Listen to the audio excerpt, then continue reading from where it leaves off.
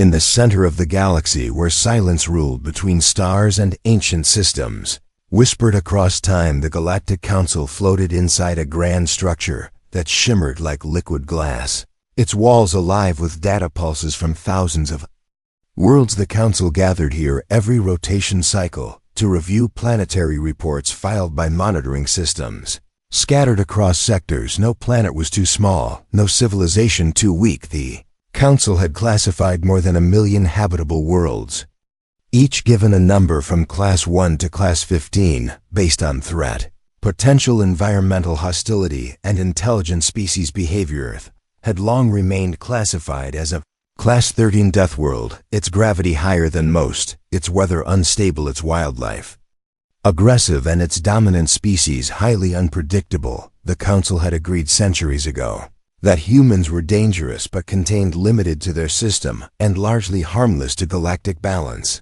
But something had changed now, something in the data had raised concern. A silent signal had reached the Council's watch core, a priority alert from one of the long-dormant automonitors assigned to Earth. The AI embedded deep within Earth's orbital shell had marked a spike in anomalies, ranging from extreme environmental instability to mass-scale self-alteration of the dominant species inside.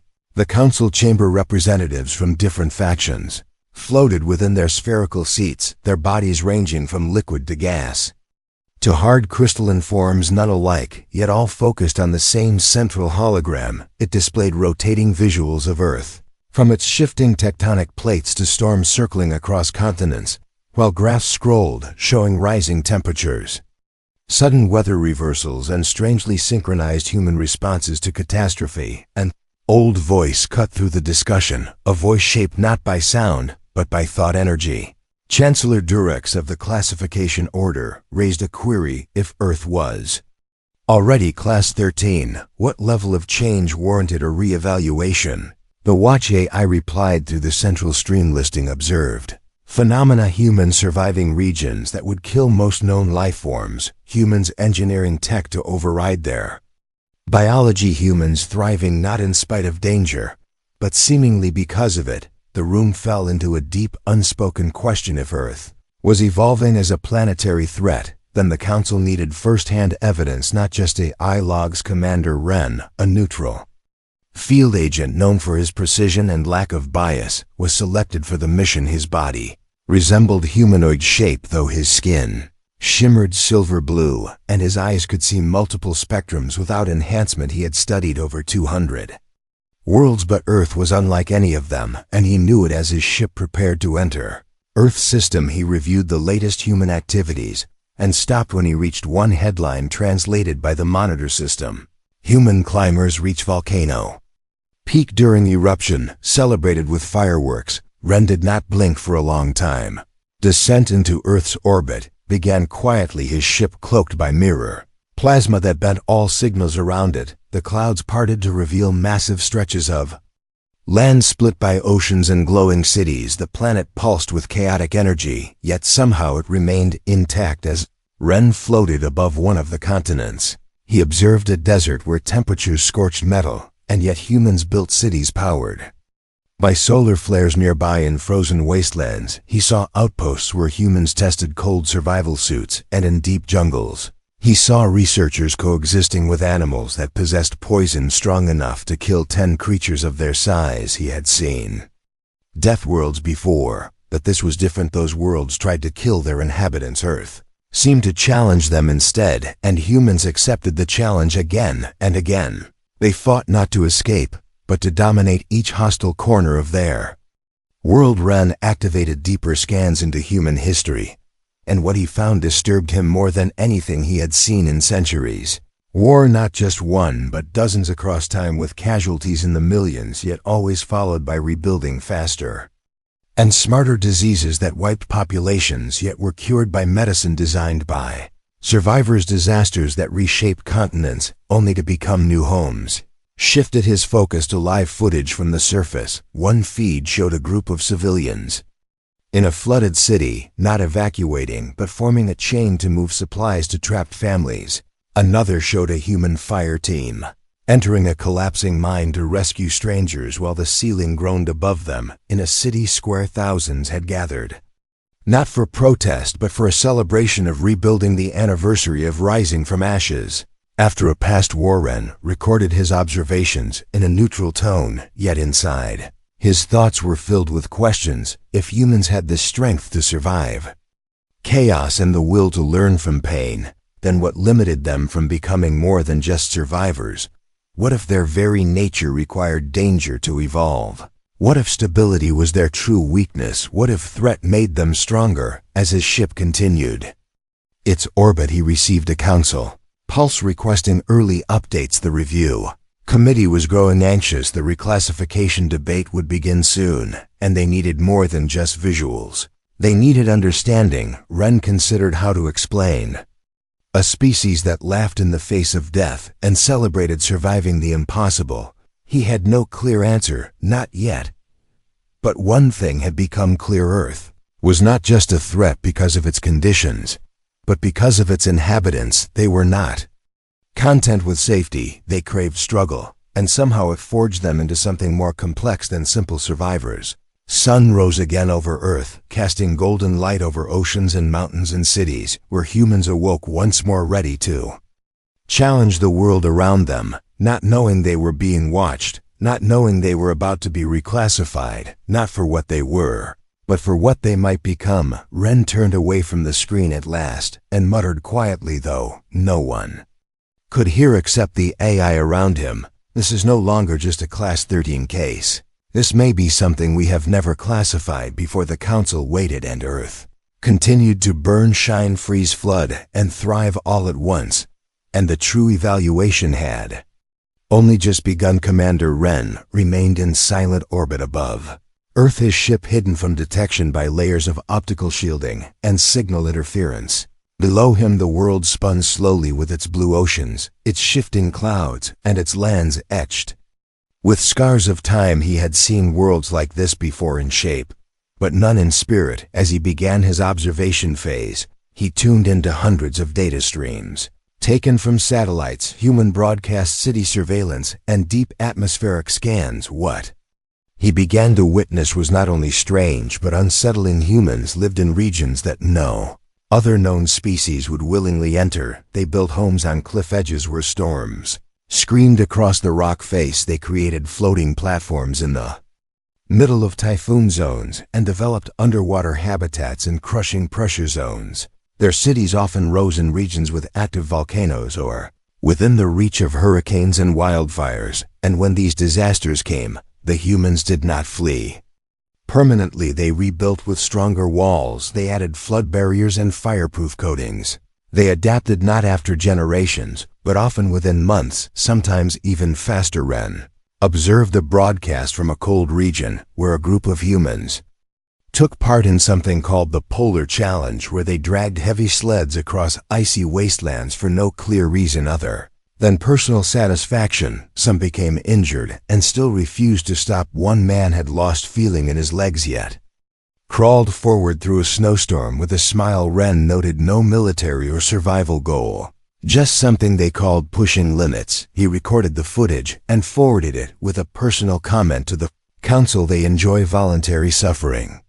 This must be examined further. In another feed from a desert zone, temperatures reached levels that could melt softer metals, and yet humans not only lived there, but competed in long-running races across the dunes, monitored only by drones. In case of collapse, the participants refused to rest and cheered each other to go harder. One collapsed, and when revived, asked to finish the race. Despite burns on his back, the medics allowed him, and the crowd applauded the act of defiance against nature. Ren labeled the incident as cultural praise of endurance under hostile environmental pressure, a trait rarely found among known sapients. Further observation led Ren to human combat arenas, though not in war zones. Instead, these were events where individuals faced each other in physical battles inside rings, surrounded by screaming audiences. They wore minimal protection, and sometimes none at all. They engaged in violent exchanges using fists, feet, and improvised techniques. Some left bleeding, Others unconscious. The crowd showed no fear, only fascination. Children were present as well, and seemed to view the fighters as heroes and models. Ren accessed historical records and found that this behavior stretched back thousands of years across. All human cultures' battle for sport had never vanished, only evolved beyond physical survival. Humans showed another trait that disturbed Ren even more: emotional duality. During disasters they displayed compassion that defied logic. During a recent quake in a mountain region, a woman risked her life to rescue complete strangers. Trapped beneath a collapsing hotel, not once did she hesitate, even when new tremors struck and debris crashed around her. She carried out 4 children on her back, then ran back in for the parents. She failed to return. The building collapsed entirely. Moments later, the story became a global headline. The world mourned her and celebrated her sacrifice. Ren saw this pattern repeated again and again. Humans would risk or give their lives for others, not bound to them by blood or duty. They helped strangers in fire floods, war zones, and accidents. Their systems of response were decentralized, yet effective. Civilians acted as first responders. Without being ordered, they carried injured to hospitals, cleared rubble from roads, and formed lines to deliver food to unknown victims. He cross-referenced this with historical behavior and found it consistent through centuries. Compassion and sacrifice balanced with aggression and violence in one feed. Ren followed a small coastal town hit by a powerful storm. The winds had torn through homes.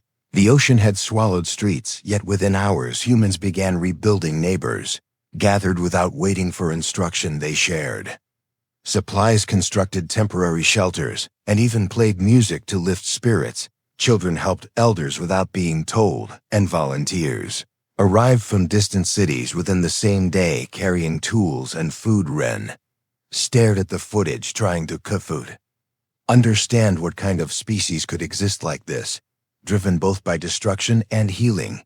He compiled a long report of these observations, transmitting daily summaries to the Galactic Council, along with his growing list of questions. What biological or psychological mechanism made humans not only resistant to trauma, but seemingly energized by it? Why did they smile while in pain? Why did they dance after disaster? Why did they create music, art, and festivals while surrounded by ruins? What species continued to celebrate existence after being burned, drowned, broken, and scarred over and over again? Council responded with requests for further analysis, asking Ren to focus next on human responses to long-term crisis, including wars and disease. He shifted attention to modern and ancient conflict data and discovered that human war was not a rare event, but a recurring cycle every century. Every generation, some part of the world erupted into armed conflict, yet even in war humans showed unpredictable behavior. Enemy soldiers sometimes saved wounded foes under fire. Medics treated opponents. Prisoners were released under truce, and after wars ended, those same groups sometimes formed alliances or even friendships. Ren had never encountered a species with such psychological contradictions. They could be brutal and gentle within the same moment. They could destroy cities, then send aid to rebuild them. They could fight to the death, then weep over the cost of that fight and vow peace. Until the cycle restarted again. He watched interviews of veterans who spoke not of glory, but regret, of pain, of loss, and still they said they would do it again to protect others, not for personal gain, but to serve something greater. He paused his observations and stared at the earth below. Clouds danced over its oceans. Fire still flickered in one hemisphere from a wildfire. Floodwaters still swallowed villages in another, and yet through all of it humans were moving, building, singing, helping, fighting, loving, existing, as if they had never known anything else. He sent a voice file to the council for record, a simple message spoken slowly and clearly. The humans do not wait for safety. They do not require peace. They become stronger through struggle. They seek growth in the face of destruction. They appear to possess a deep-rooted need for challenge. Even self-imposed suffering is used as a tool to evolve. If Earth is still Class 13, then the scale must be broken. He closed the channel and continued his watch, wondering what the council would say when they heard his Next transmission, because this was only the beginning, the Earth spun quietly beneath, the stars unaware that its fate was being discussed in distant corners of the galaxy. Commander Wren hovered in orbit watching listening recording, but no amount of data could prepare him for what was coming. The planet had already proven strange, resilient, and filled with contradictions, yet nothing had truly pushed its limits. Until the day nature and chaos aligned in a way no species could predict it. Began with a burst from the sun, a violent solar flare of such magnitude that even the Earth's strong magnetic field groaned under the weight of the energy particles. Communications around the globe stuttered, satellites blinked out, power grids began to shut down in chains across cities and towns.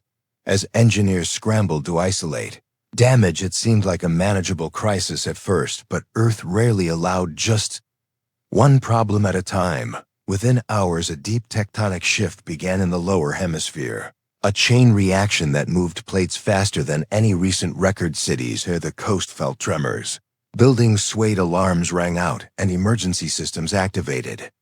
But even as people prepared for aftershocks, a massive rupture split the ocean floor, causing tidal waves to rise high and fast. Entire coastlines were put on alert, while meteorological systems failed to keep up with the sudden transformation of air pressure patterns. Storms began forming above regions already stressed by heat. Wren watched it all unfold with increasing disbelief.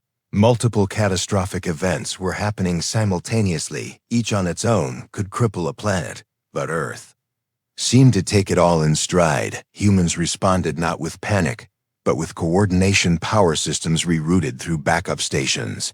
Fire departments switched to analog systems. Volunteers flooded into shelters without being called. Entire neighborhoods moved together like a single organism designed to survive. In the northern highlands, a town was caught between wildfires spreading due to electrical shorts and a landslide caused by mountain vibrations. Helicopters could not reach them due to the storm overhead, but a group of retired engineers used old blueprints to activate an unused tow network below the mountain, guiding hundreds to safety with little more than flashlights and memory. On the eastern coast, as the tidal wave approached, a chain of fishing villages sent out signals far beyond their normal range, calling on boat captains, who quickly turned their vessels into floating platforms for evacuation. As the waves slammed into the shore, thousands had already been moved to higher ground, many by hands that should have been strangers, but moved like family. In the heart of a broken city, a girl no older than 12 used her small, homemade drone to navigate the collapsed buildings. Her father had taught her how to code and fly it as a game. Now she used the camera to find people trapped beneath rubble, guiding emergency workers. With voice messages from a broken speaker, she worked until her device lost power, and even then she pointed with a flashlight tied to a broom and never stopped moving until the last survivor was found near a shattered highway. Where a bridge had collapsed, an elderly man led a line of blind and injured citizens through the smoke-filled underground. He used only his cane and memory from years spent working on those same roads. His voice calm, never rising, he whispered directions while others followed his steps. Through twisted steel and rising water, when they emerged from the other side, the sun had returned, but his face was pale, and still he had walked them out and given his breath to keep others moving. He did not rise again. Wren could no longer remain distant. He leaned toward the screen with eyes that no longer scanned for data, but searched for meaning. He had studied Class 12 and Class 13 Deathworlds, before planets where the environment hunted the life, and the life responded with fear or retreat. But here on Earth, the rules were different. The humans met chaos with defiance, and each new disaster only seemed to sharpen their ability to survive. They were not simply reacting, they were evolving during crisis. Compiled footage from across the globe, linking events that occurred within hours of each other, showing how humanity responded in sync despite culture or location. Children led adults, strangers built bridges across flooded streets, soldiers dropped weapons to carry the wounded civilians, formed information lines, using battery-powered radios and handwritten notes when systems collapsed. They became the system. He sent a live feed to the council displaying the planet in real time with dozens of windows, open showing bravery, innovation, sacrifice, coordination, and unity, all unfolding not in military command centers but in kitchens, fire stations, schools, and ruined marketplaces. The council watched in stunned silence while Ren narrated, "They are not waiting for rescue, they are rescuing each other. They are not designed for survival, they are designed for adaptation. Their minds are not frozen by fear, they are sharpened by it. This planet does not teach its species to avoid danger, it teaches them to master it." Council had always feared strength that came from weaponry or numbers, but this was something deeper. Earth had given birth to a species that thrived on extremes. They trained in deserts and climbed frozen peaks not for need but for challenge.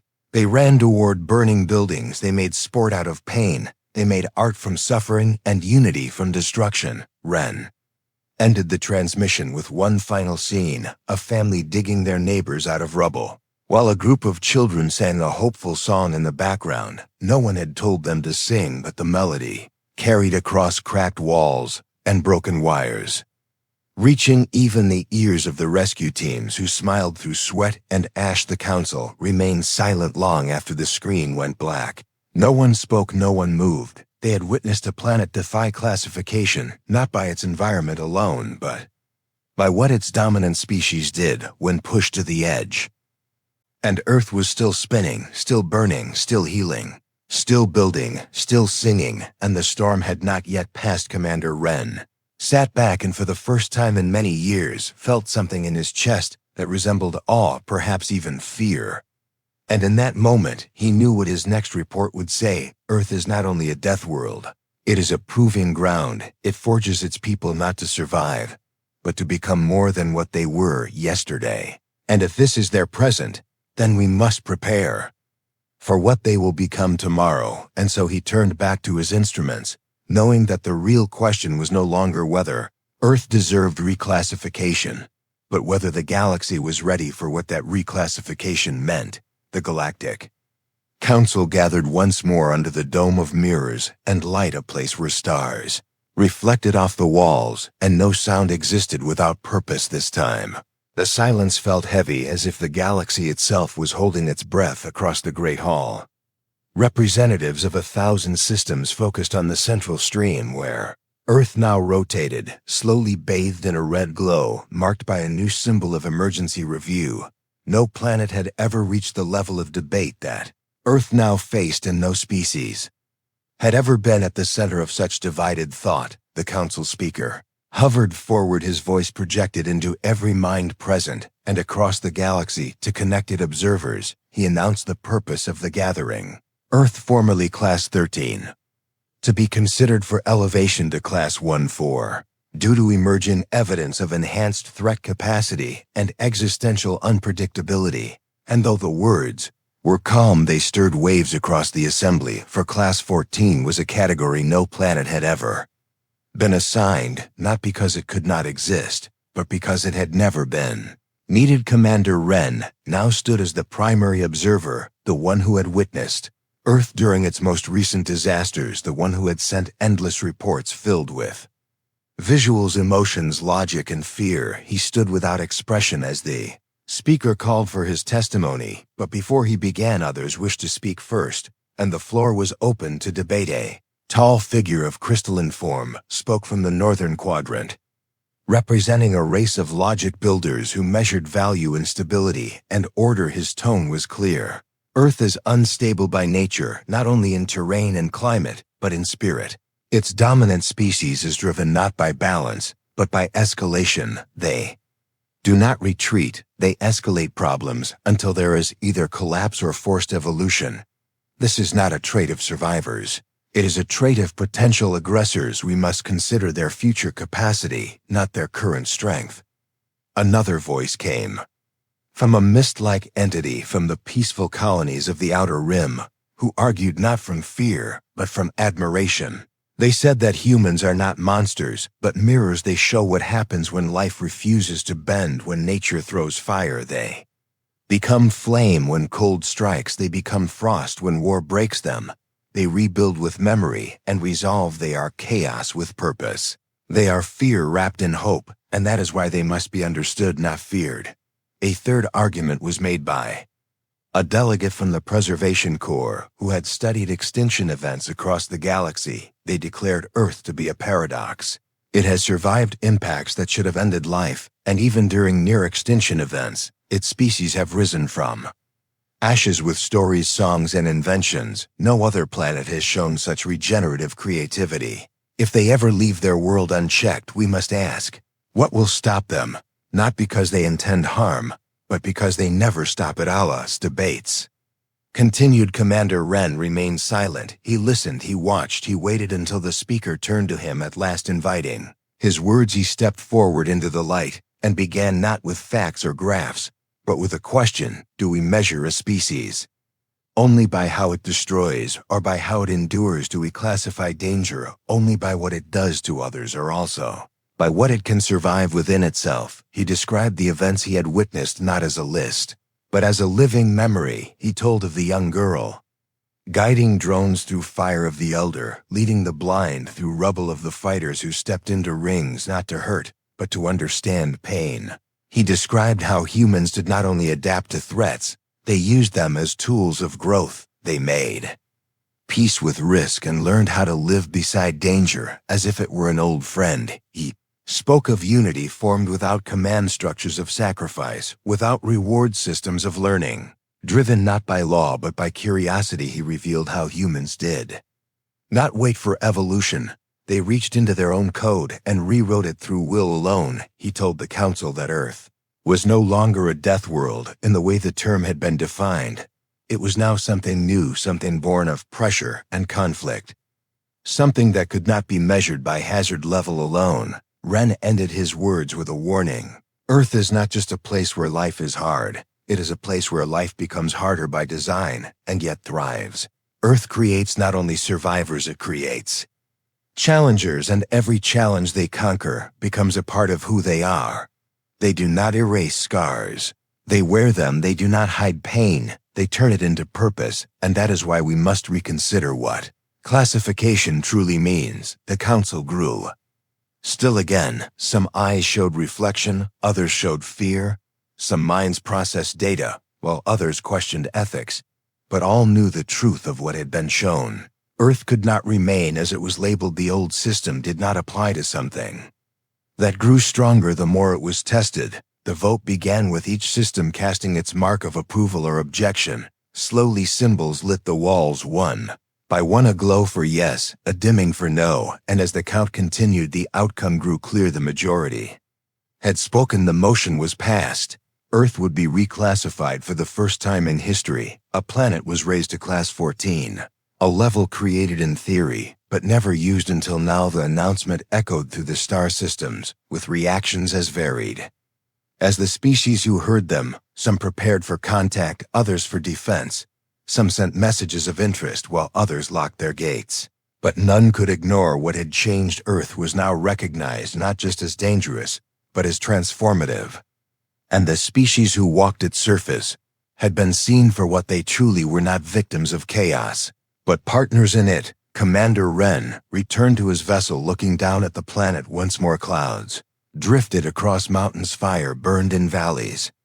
Cities pulsed with energy, and somewhere far below a child probably laughed while another cried, while someone built something new out of ruins.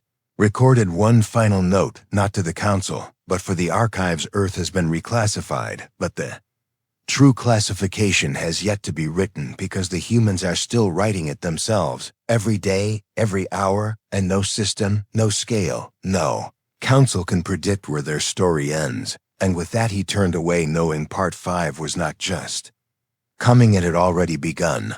The reclassification had been made official, but the echoes of that decision had only begun to ripple across the stars, across systems that had long believed in patterns of logic, safety, and containment. The idea of a Class 14 Deathworld sent a tremor that could not be measured by instruments alone.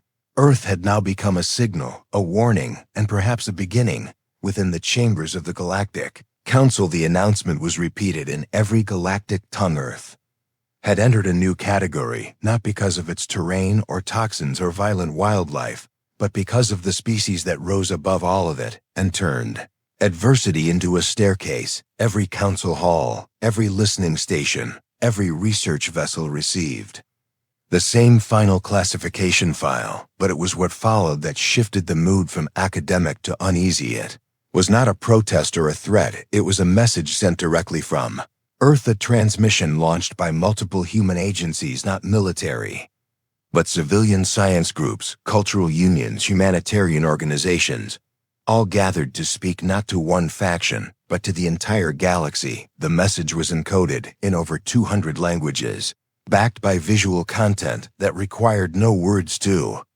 be understood. The screen displayed images not of destruction, but of rebuilding, not of violence, but of hands reaching through smoke, not of conquest, but of survival against odds that would have shattered most known civilizations. It showed children learning in broken classrooms, elders feeding strangers during blackouts, musicians performing in flooded towns, athletes training through pain, artists painting on crumbled walls. Then came the voice, a voice synthesized from thousands of human accents, speaking as one, not loud, not aggressive, calm, steady, patient, and clear. We are from Earth. We are the result of fire and flood, of dust and bone, of silence and storm. We have endured because we refused to stop. We have changed because we chose to learn. We do not seek war, but we do not fear challenge. We do not demand space, but we will not bow. We are ready to walk among the stars, and we will do so on our own terms.